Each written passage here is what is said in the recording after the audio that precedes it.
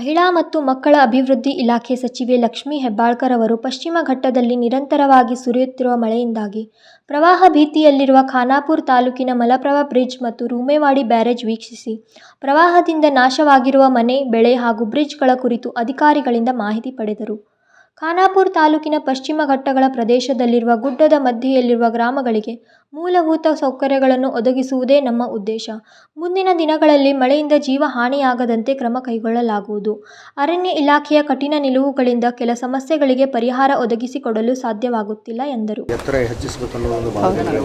ಹೌದು, ಯಾಕಂದರೆ 5 ಊರಿನ ಸಂಪರ್ಕವನ್ನು ಕಡಿತ ಆಗಿದೆ. 5 ಊರು ಸಂಪರ್ಕ ಕಡಿತ, ಯಾಕಂದರೆ ಈ ಊರಿನ ಹೊಲಗದ್ದೆಗಳು ಆ ಊರಿನಲ್ಲಿದ್ದಾವೆ, ಆ ಊರಿನ ಹೊಲಗದ್ದೆಗಳು ಈ ಕಡೆ ಇದ್ದಾವೆ. ಸೊ ಎವ್ರಿಡೇ ಓಡಾಡುವಂಥ ಈ ಒಂದು ಸೇತುವೆ ಇವತ್ತು ಮುಳುಗಡೆ ಆಗಿರೋದ್ರಿಂದ 10 ದಿನದಿಂದ ಮುಳುಗಡೆ ಆಗಿರೋದ್ರಿಂದ ಬಹಳಷ್ಟು ತೊಂದರೆ ಆಗಿದೆ. ಮೇಡಮ್, ಈಗ ಮಲಪ್ರಭಾ ನದಿಯಿಂದ ಜಲಾಶಯದಿಂದ ಒಂದಷ್ಟು ಜನ ನೀರು ಬಿಡುಗಡೆ ಮಾಡಿ ಅಂತಾರೆ, ಒಂದಷ್ಟು ಜನ ಬೇಡ ಅಂತಾರೆ. ಸೊ ಅದೊಂದು ಸಮಸ್ಯೆ ಇರುವಂಥದ್ದು. ನಾಳೆ ಮೀಟಿಂಗ್ ಕರೆದಿದ್ದೀನಿ, ನೀರು ಬಳಕೆದಾರರ ಸಲಹಾ ಸಮಿತಿಯ ಮೀಟಿಂಗನ್ನು ಕರೆದಿದ್ದೀನಿ. ಯಾಕಂದರೆ ಇದು ಮಲಪ್ರಭಾ ಬೇಸಿನ್ನ ಈ ಒಂದು ಡ್ಯಾಮ್ನ ಚೇರ್ಮನ್ ನಾನಾಗಿರೋದ್ರಿಂದ ನಾಳೆ ಮೀಟಿಂಗ್ ಮಾಡ್ತೀವಿ.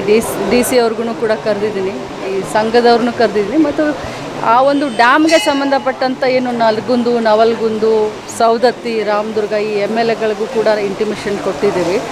ಈಗ ಪಶ್ಚಿಮ ಘಟ್ಟದಲ್ಲಿ ಭಾಳಷ್ಟು ಜೋರಾಗಿ ನೀರು ಬರ್ತಾ ಇರೋದ್ರಿಂದ ಒಳಹರಿವು ಜಾಸ್ತಿ ಇದೆ. ನಮಗೆ ಡ್ಯಾಮ್ಗೆ ಎವ್ರಿಡೇ ನೀರು ಏನು ಜಾಸ್ತಿ ಒಳಹರಿವು ಇರೋದ್ರಿಂದ ಈಗ ಏನು ಬರೀ ಇನ್ನು ಮಧುಕೂರವ್ರು ಎಲ್ಲಿದ್ದೀರಾ, ಬರೀ ಇನ್ನು 5-6 ಫೂಟ್ ಅಷ್ಟೇ ಬಂದರೆ ನಮಗೆ ಮಲಪ್ರಭಾ ಡ್ಯಾಮ್ ತುಂಬಿಡುತ್ತೆ.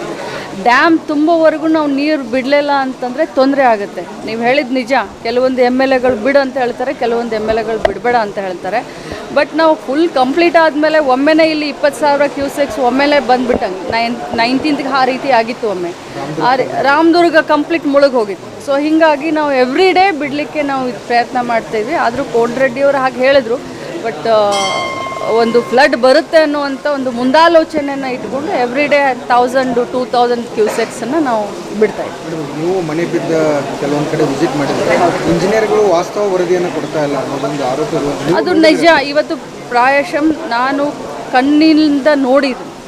ಇವತ್ತು ಹೇಳ್ತಾರೆ ಪ್ರತ್ಯಕ್ಷ ನೋಡಿದ್ರು ಪ್ರಮಾಣೀಕರಿಸು ಅಂತ ಹೇಳ್ತಾರೆ. ಹಾಗೆ ನಾನು ಇವತ್ತು ಸ್ವತಃ ಹೋಗಿ ಸ್ಪಾಟ್ ಮೇಲೆ ಮನೆ ಬಿದ್ದಿದ್ದನ್ನು ನೋಡಿದರೆ ಅವರು ರಿಪೋರ್ಟ್ ಕಳಿಸಿದ್ದಾರೆ 20% 30% ಭಾಗಶಃ ಅಂತ. ನನಗೆ ಕರಳು ಹಿಂಡಿ ಬಂದಂಗೆ ಆಗುತ್ತೆ. ಸರ್ಕಾರದಲ್ಲಿ ನಾವು ದುಡ್ಡಿದೆ ಕೊಡ್ರಿ ಅಂತ ನಾವು ಪದೇ ರೆವಿನ್ಯೂ ಮಿನಿಸ್ಟರ್ ಆಗಲಿ, ಮುಖ್ಯಮಂತ್ರಿಗಳಾಗಲಿ, ಜಿಲ್ಲಾ ಉಸ್ತುವಾರಿಗಳಾಗಲಿ ನಾವು ಹೇಳುವಂಥ ಸಂದರ್ಭದಲ್ಲಿ ಸರ್ಕಾರಕ್ಕೆ ಚಲೋ ಹೆಸರು ತರೋದು ಸರ್ಕಾರಿ ನೌಕರಸ್ಥರು, ಕೆಟ್ಟ ಹೆಸರು ತರೋದೂ ಅವರೇ. ಆದರೆ ಅವರು ಸರ್ವೆ ಮಾಡುವಂಥ ಸಂದರ್ಭದಲ್ಲಿ ಒಂದು ಹೃದಯವನ್ನು ಇಟ್ಕೊಂಡು, ಇದು ಕಟುಕರು ಅಂತ ಹೇಳಲಿಕ್ಕೆ ಬಯಸ್ತೇನೆ, ಒಂದು ಹ್ಯುಮ್ಯಾನಿಟಿ ಗ್ರೌಂಡ್ ಮೇಲೆ ಬಡವರ ಮನೆಗಳು ಬಿದ್ದಿದ್ದಾವೆ ಅಂತಂದರೆ, ಆದರೂ ನಮ್ಮ ಕಡೆ ಮಣ್ಣಿನ ಮನೆಗಳಿರ್ತವೆ, ಸಿಮೆಂಟ್ ಮನೆಗಳಿರೋದಿಲ್ಲ. ಅದನ್ನು ನಾನು ಕಣ್ಣಲ್ಲಿ ನೋಡಿದೆ. ಇವತ್ತು ಗಾಡಿಕೊಪ್ಪ ಗ್ರಾಮದಲ್ಲಿ, ಹಿರೇಟುಳಿ ಗ್ರಾಮದಲ್ಲಿ 2 ಮನೆಗಳು ಸಂಪೂರ್ಣವಾಗಿ ನೆಲಸಮ ಆದರೂ ಕೂಡ 30% 40% ಅಂತ PRD ಒಬ್ಬ ಇಂಜಿನಿಯರ್ ಹಾಕಿದ್ದಾನೆ. ನಾನು ಕ್ಲಾಸ್ ತೊಗೊಂಡಿದ್ದೀನಿ. ಸಂಪೂರ್ಣವಾಗಿ ಮನೆ ಬಿದ್ದಿದೆ ಅಂತ ರಿಪೋರ್ಟ್ ಮಾಡಲಿಕ್ಕೆ ನಾನು ಸೂಚನೆ ಕೊಡ್ತೀನಿ. ಇಂಜಿನಿಯರ್ಗಳು ವಿಳಂಬ ಮಾಡ್ತಾರೆ, ಅಂದರೆ ಅವರು ರಿಪೋರ್ಟ್ ಕೊಟ್ಟ ಮೇಲೆ ಅದು ಸರ್ಕಾರಕ್ಕೆ ಹೋಗೋದು, ಆದರೆ ಬರೋದೇ ಇಲ್ಲ ಅನ್ನೋ ಒಂದು ಆರೋಪ. ಇಲ್ಲ, ಬಿಸಿಯನ್ನು ಮುಟ್ಟಿಸ್ತೀವಿ. ಯಾಕಂತಂದರೆ ಇಂಜಿನಿಯರ್ಗಳು ಇಂಟ್ರೆಸ್ಟ್ ತೊಗೊಳ್ಬೇಕಾಗತ್ತೆ. ಈ ಒಂದು ಸಂದರ್ಭದಲ್ಲಿ ಫ್ಲಡ್ ಬರುವಂಥ ಸಂದರ್ಭದಲ್ಲಿ, ಇಷ್ಟೊಂದು ಹೆವಿ ರೇನ್ಫಾಲ್ ಆಗುವಂಥ ಸಂದರ್ಭದಲ್ಲಿ 24/7 ಸರ್ಕಾರದ ಎಲ್ಲ ಮಷಿನರಿಗಳು ಜನರ ಸಹಾಯಕ್ಕೆ ನಾವು ಬರಬೇಕು. ಆ ಆದೇಶವನ್ನು ಮೇಲ್ಗಡೆಯಿಂದ ಕೆಳಗಡೆವರೆಗೂ ಎಲ್ಲರೂ ಪಾಲಿಸಬೇಕು ಅಂತ ಕಟ್ಟುನಿಟ್ಟಾಗಿ ಈಗಾಗಲೇ ಹೇಳಿದ್ದೀವಿ, ಇನ್ನೂ ಒಮ್ಮೆ ಹೇಳ್ತೀವಿ.